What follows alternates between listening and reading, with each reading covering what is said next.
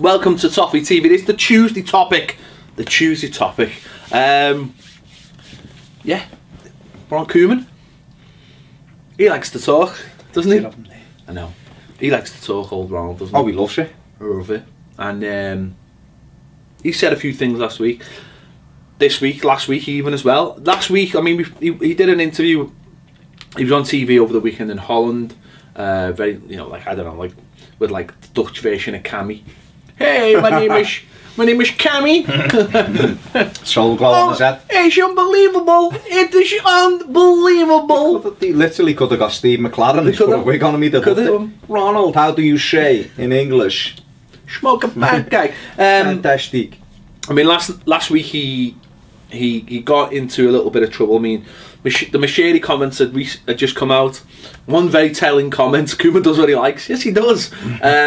We asked about Romelu Lukaku, about what he can be and what he can achieve, and basically words to effect that if he stayed at Everton for the rest of his career, he'll have basically wasted his career. Now, they were met with different degrees of fume, skepticism. Yeah, but I mean, what do you take from them comments? I was disappointed with them. I'm not going to sit here and say I wasn't, because however truthful they are, you don't really want to hear your manager talking about it. But knowing the way he is and how straight he is and everything else, and it's his opinion, then you ask him a question, invariably he gives you an answer, and he gives you an honest answer. Now, I think I've spoke to a couple of people at the club and different things since it, and apparently it was more of a Steven Gerrard about Luis Suarez. Remember when Suarez, there was talk of him going to Man City and Arsenal, Man United, after the Arsenal thing had fell through, and he said he shouldn't even be considering them clubs, it's Real Madrid and Barcelona, he's that good. It was kind of along those lines of Chelsea, forget Chelsea. Yeah, because I think the week before they'd been linked with going to Man United, hadn't he? And it was more a case of, or so I'm told, how it was meant, as well as being developmentally for him. It was more meant as, why would you look at Man United when you should be aiming for Barcelona and Real Madrid? And if that spin's put on it, you can go, right, fair enough. As Evertonians, we want to believe we're the biggest club in the world. We're not. No, but I mean, I'm pretty much down the middle on this. I mean, I'm old enough that it doesn't bother me, but I understand why you would be bothered, because there are people out there who, regardless of what you think... No, but it must have made you go... No, it made me go, because I knew what the reaction was going to be. Yeah. That's what made me go, because that's more... I think more about... I honestly think more about how you are perceived. I know this is how... There'll be people who'll be like... I suppose it'll be like 3 camps, who'll be like... Or maybe 4, maybe more, but there'll be people like, I understand what he was trying to do or say by maybe giving Lukaku that motivation, do for us, and then the riches of playing in the Champions League for Barca and Real Madrid can await you. I understand that. Then there's the other side of it's like, you shouldn't be saying that, he's the Everton manager, we're trying to be the best club in the world, and how can he do that if he's selling or he's telling our best players to leave? How can he do that? And then there's the other side of it, like, you just shouldn't say that, because we're just going to get ripped tomorrow when we go to work. Your manager doesn't even think you're good enough. So you've got those different camps before you even start. You know what I mean? I'm more of the line like, I wish you hadn't said that. And I'm more about this than anything else in the world, where I wish you hadn't said that, because that's gonna come back and haunt us, or what that's going to cause fume. Perception. And it is perception. Football, we say this all the time, football is about perception. If you puff your chest out and act big and say you're big, people go... Yeah. It's like the Machete thing with being on TalkSport. What people say, and I said it and we've said it, why does he go to TalkSport? Why isn't he doing it on our stuff? Because he's not talking to Everton fans. He is, because he knows the message will get to them anyway. But he's talking to all the other fans. If you start small, the message doesn't necessarily radiate out. If you start big, it will drop down, and you will. I had a conversation with Steve Hollister last week at Radio City, and he was pretty annoyed that someone like Mashiri didn't come to him didn't come to like Radio City or Radio Merseyside or and sit down with him. And I was like, well, yeah, but we've had that for years though. So we've had that for years of just being dead small and dead insulated, where we want to be talking to the world. And Mashiri's found a platform, and I think so that all plays into it. You know, you don't want your manager going, yeah, because the headline will be Koeman tells Lukaku to leave. Basically, Lukaku, and that's what it basically ends up as. And like you've just said, you've just had a different spin there. You know, no one wants to hear that's what you've just said though. No one wants to hear, well, actually Koeman was saying, well, if he leaves anywhere, we want him to leave to Barcelona. No one wants to hear that. But if that's the actual story, but that gets lost because it's either the spin is Koeman tells Lukaku to look for this next challenge, or Koeman opens the door for Lukaku to leave. We're not big enough. You know, that's the problem, isn't it? The other thing as well about Koeman in terms of the Lukaku stuff and in terms of careers and stuff, the Dutch have that mentality, I think, whereas he will look number one, the Dutch people and people from sort of Holland and Belgium, which we found out, they're just dead honest. They ask the question. Yeah, but as a football journey on a career path, he will look at it and go, well, he should spend some time there, and then he should go and try and play there, and he should try and play there. He done it, and that's what he expects. And you mentioned before about Depay. I don't know whether it was when we were doing something else or it was on the thing where he was celebrated. PSV celebrated him moving on to Manchester United. Like, look what we've created now. This player that's good enough to play for United. And then that's the Dutch mentality. The Ajax Academy do it, bring the players through. They don't want them to stay at Ajax for the whole career. They want them to go and play at the top. Look at the players who play for Ajax. Zlatan, Suarez. Now, Kluivert, Cruyff. You know, they don't. He's the man who started. Rijkaard, Hullet. Hullet didn't. He was PSV. Marco van Basten.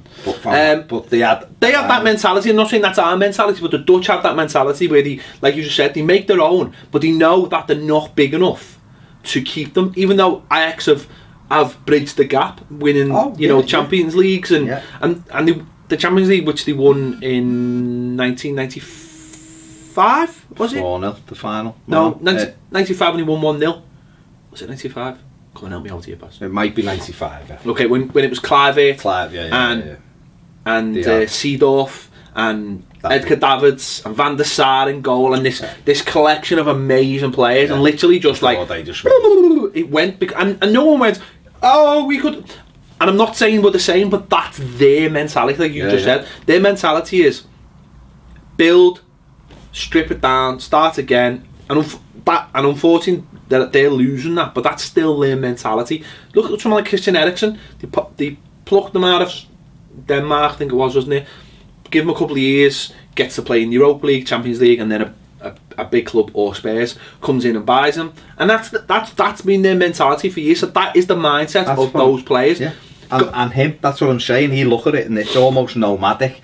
The way Koeman will look at it as for players, it's like spend some time there, move on, be successful, move on, upgrade. And he says he feels as though he could play at Barcelona, Real Madrid. That's got to be his aim. And to be honest with you, at this moment in time, it should be Lukaku's aim. Because if I was a footballer, it would be my aim. Play for Barcelona in the new camp, you're messing. Yeah. Everton, I love Everton, and to me, Everton are the biggest club in the world, of course they are, but until we start winning titles and playing in the Champions League regularly, we can't hold I suppose there's two, there's two different ways of looking at it. I mean, but you're right what you're saying, because I was saying to you then, I seen an interview last week, it was Gary Lineker in New York. He went out to speak to Lampard, but he bumps into David Villa at the training ground, and they're conversing to each other in Spanish and then in English. You know, Spanish.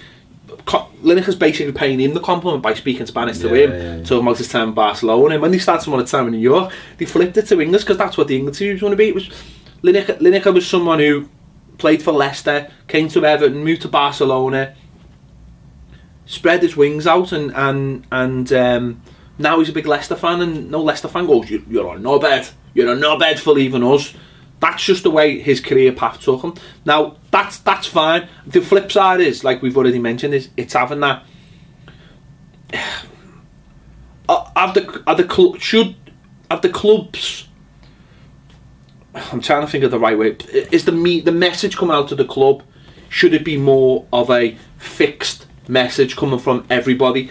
You know, the Mashiri, Bill, and Ronald Koeman. Should that message all be the same? Should they all be on topic at the same thing and basically going, well, listen, no matter what your own personal feelings are, because we've said this before about players.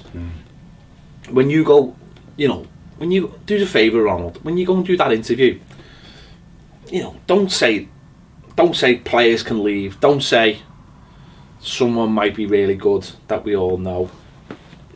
Stick to the message. Like when we talk about, like, well, actually, when we were kicking off on Lukaku and going, what's he doing? Saying things he shouldn't be saying things. Should it be the same for the manager? Should the manager just be going, listen, Lukaku could be one of the best players in the world, but at the moment he's an Everton player, and we want to get him there. We match him, rather than saying he can go and play for Barcelona. It's a really tough one, because you're asking a manager to compromise what. Not compromise. But he's an employee. He's an employee. No, he's not that much more than. Yeah. He's on less than some players. So I suppose the reality is, he should be, like you've just said. You just summed it up brilliantly in terms of that's what he should be saying. Lukaku, in my belief, has got the ability to become one of the top strikers in the world and could easily play in Barcelona or Real Madrid. But he's playing for Everton, and our aim is to try and get as high as we can. Does Mashiri have to give him? Maybe if we look from another way, does Mashiri have to give him that rope though? Maybe to say. Mashiri come out the day after it, didn't he? Spoke to Talksport the day after it and said it was a bit lost. Mashiri. Yeah, Phil Jim White. Yeah, not so much Talksport to Jim White, but basically said it was lost in translation in terms of, like I've just said before, the message is more about saying he should be aiming up here, dangling the carrot. You know, than it's a really, really tough one. I personally don't really want to hear my manager saying, he should be aiming for Barcelona, in terms of, you know, he should be not staying at Everton for his career, because there's ways you can say that without. Yeah, well, that's saying, what I'm. And that's what you're. That's probably what I'm more hinting at, is that there are ways of saying things. Like you could say to Lukaku, right, you should be aiming to be the best striker in the world. Now, when you say that, you could probably, that already says in your mind, well, you know you can't stay at Everton, but you don't have to say it, do you? I mean, I suppose, but again, that builds into the philosophy of he's away from the club. It's like what we seen with players last year. You're away from the club, and suddenly you open up a little bit. You're a little bit more comfortable. I mean, I'm sure he'll address it this week. Oh, of course. Listen, the first question he'll be asked on Thursday morning is. We'll all refer to basically, and he'll say, and he'll give us answers, because he knows he has to anyway. He'll know he'll have to in the club. He'll say, why shouldn't the player aim to play for that club? Everton aren't in that level at the moment. So do you think he will though? I don't know. I mean, I have no clue. He also knows that he'll give a straight and honest answer. In terms of what you alluded to before about saying someone's good, and maybe. Well, let's just talk about some of the others. Well, let me just mention something which I thought was quite interesting. What he said about Lukaku, saying he could emulate like someone like Kluivert, scored the winning goal in that Champions League game for Ajax, and went on to play for Barcelona and did all right for Barcelona. Was never Newcastle. Exactly, but there you go, a player who scored the Champions League winner. Ajax still moved on to Barcelona, tried to become the best in the world. So what he's saying, in a way he's saying, you can, at some clubs you can win everything, but it's still never enough almost. But again, that's part of like the nomadic journey. But that's what I'm saying. But that's no problem. That's no problem to me. Yeah, I've got no problem with that. If he's saying, we've seen, it's like Keegan won. He won everything with Liverpool and then went to Hamburg. Yeah, but that's what you used to look around. Ian Rush won everything with Liverpool and then went to Juventus, and it didn't work out. He came back. But they all spoke Italian. Well, that was the problem for us. He didn't realise that, did he? But that's the thing, isn't it, about your players moving on? And Gary Lineker had, like you just mentioned before, come to Everton. We were league champions. We didn't win the league when he was here. He had 40 goals. He won the Golden Boot in the World Cup. Went to Barcelona. The players who, that should be, I suppose, the ideal way to do it. Be as successful as you can, and then try and end up at that very, very top club. It's weird that Beckham, United. It's weird, isn't it? It's a weird thing. We have this. I think it's a different sort of way we look at it. We want players to stay at our club for 10 years and be. Do you know what the problem is, mate? Because we're crying out for success. We're desperate for a bit of success. Right? If we were like, I don't know, a Manchester City, say, and I don't mean that in terms of spending money, throw money at everything, but if we'd won a couple of leagues and a cup, and we had the belief that if we lose him, we're just going to buy another. We'll just buy another. We wouldn't be as precious. I don't think we would be. But I think when you look at it, we look at Lukaku, and whenever people, Romelu Lukaku still splits Evertonians. I said last week he'll play for us. This is 4th season or whatever. When he leaves, I won't look at him as though I've loved him, because I haven't. No, I know you will. You might love him. He's a good, really good. I'm not allowed to do that because Bale owns the trademark, so I'm not. Okay, got to be very careful. Gareth, if you're watching this, you're doing a great job moving around in football. He still splits Evertonians, but if we were like, well, we're going to sell Lukaku, but we're getting Sergio Aguero in, people would just go, well done, Ron, all the best at your next club. That's how that's quite interesting. The fear is if he goes and we end up with Kone and Nias as our front two, I'll be crying me leg off. That's a really good point, because you look at someone like, I know we've slightly changed it, but you look at someone like Atletico Madrid. That's what they've been doing for the last few years. They're boss players, and they could replace them every time, and that's where they sold Torres, but he managed to replace him every time. Koeman, that was last week. Koeman's been on Dutch television over the weekend. He went to the Dutch games there with his son, and he's whatever. He's with the Dutch Ben Shepherd and Cammy, giving it the it's unbelievable. We've got Ronald Koeman in the house. Unbelievable. And he basically was asked questions.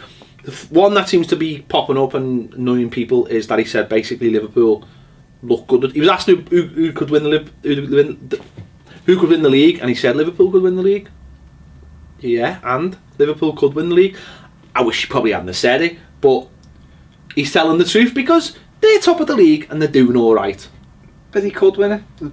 We've only played 11 games, but he did also say Manchester City will be strong. Manchester United could still win it. Arsenal, he said we played Chelsea and they're fantastic. They could win it. So he mentioned 5 teams.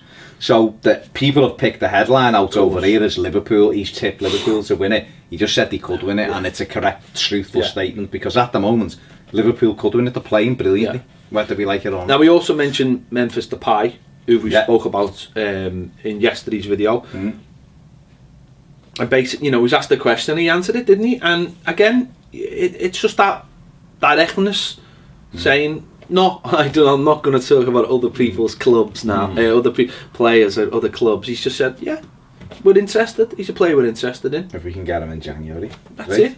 Well, that was... And why not? Yeah. Why not? If you can get away with it without upsetting anyone, it's fine, isn't it? He's in Holland. Depay's playing for Holland and scoring after it. It's great that there's that honesty, because for too many years we've heard, it does make you laugh from some people who don't like the honesty, and I understand. Again, like we were saying before, it's how you can speak honest without saying certain things, or you can lie and without saying certain things in it. But come on, go back to March and April when we had comical Ali after every single game telling us how amazing we were, blowing smoke up our arses about how brilliant we were. And now we've gone like a whole 180 degrees to a different place. But let's not forget how horrifyingly frustrating it was being told every week how good you are when you are shite. So Raphael, you've got to Raphael, remember? Yeah, the radio. Remember? Many years ago. Many years ago. Now, one thing that hasn't really been addressed is how complimentary he was to Everton in this interview. It's all about Liverpool. It's all about Depay. It's all about negatives. It's all even in the interview it said last week he told Lukaku to leave. They're still bringing that in. So that's what I'm saying. They're mixing things up. But he said he wants to make Everton Premier League contenders. Yep, that's what he said. Massive. This is where you pick up your phone and read something. That's massive. Well, the phone's buzzed and I didn't know whether it was Jim White asking for an exclusive. You could be Jim White's stunt double. It's not as white. Oh, yeah. And I haven't got a yellow tie. But I wouldn't mind spending some time with Dave Sawyer and all of those. No, you know, just chatting about a yellow tie. Listen, if we're talking honesty, why would I dress it up?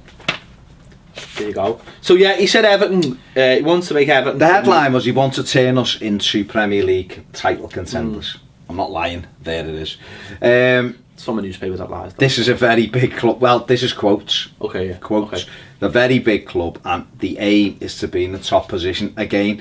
And that's come from somewhere. That, to me, smacks the arse of all these Evertonians who are bleating. He's looking for a way out. He doesn't want to be here. He's being lied to, or he's part of the lie. He's this, he's that.